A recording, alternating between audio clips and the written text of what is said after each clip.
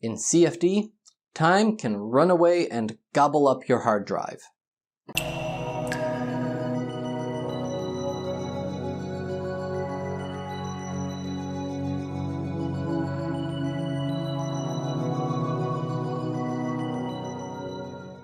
Hello everybody, I am Nick the Naval Architect, and today we talk about time variation. So let's get into it. Time variation isn't that difficult actually. There's just a few little tricks that you need to know. The best way to approach time variation is to remember that you have 3 dimensions already, and time is just adding a 4th dimension. You've already done mesh independent studies for your 3 dimensions. Time is just a 4th. So you should probably do a mesh independent study for your 4th dimension as well when you're picking your time step. Now, I recognize that in commercial environments, a lot of people aren't given a sufficient budget to do a mesh independent study for their 4th time step dimension. If you don't have that time, I would suggest then just go with a time step to target a current number of 1. If you don't know what the current number is, hang tight, we're getting to that in the next few slides. When it comes to time variation though, initialization is very important. You want to first create a steady state run, and then use that as the initialization point for your unsteady run.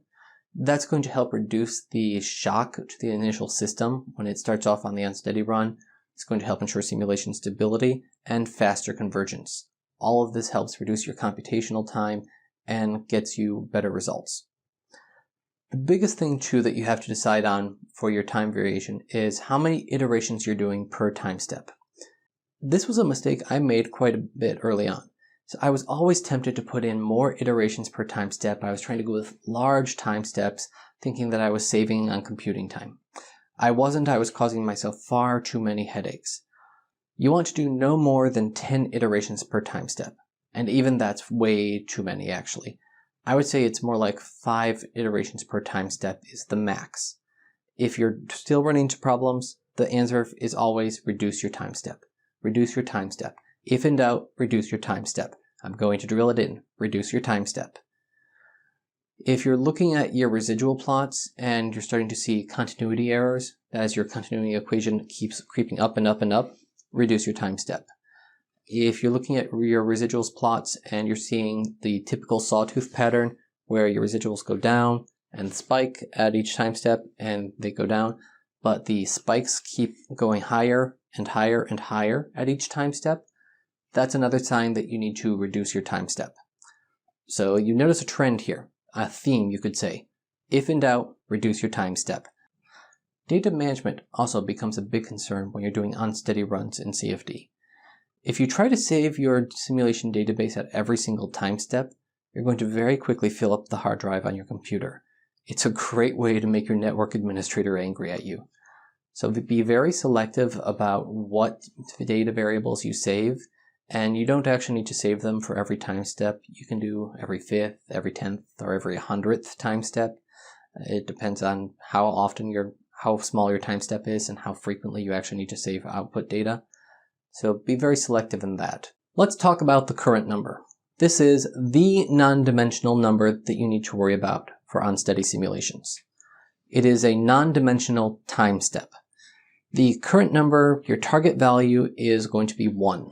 How you calculate the current number is that it's going to be your main simulation velocity times your time step divided by whatever your mesh size is. That's typically going to be the mesh size at your body, but it can vary quite a bit. And you can actually plot out the current number to see how it varies across your body or across your domain. That's one of your typical outputs you can get. Your target value for your current number is 1. And the reason for this is shown in the plot at the bottom right hand of your screen. If you imagine a particle of fluid traveling along at each time step, it will travel 1 cell length in each time step at a current number of 1. So it captures the influence of each cell in 1 time step in current numbers of 1. But in the other extreme case at a current number of 10, from 1 time step to the next, it skips 10 cells ahead. It's missed 10 cells worth of influence. And so those 10 cells are completely missing out on the loop of that one fluid particle.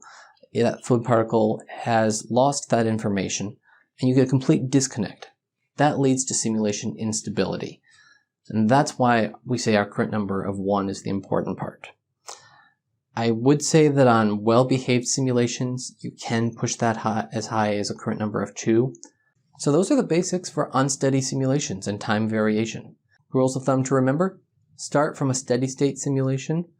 Your current number, your target is 1.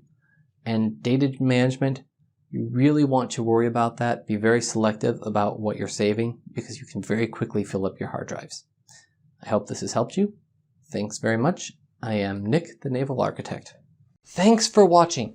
Don't forget to click that like button and subscribe for more videos. And did you know that we produce more than just videos at DMS? Check out our website to find more articles, free downloads, and other help with ship design. We offer a host of engineering services for budgets large and small.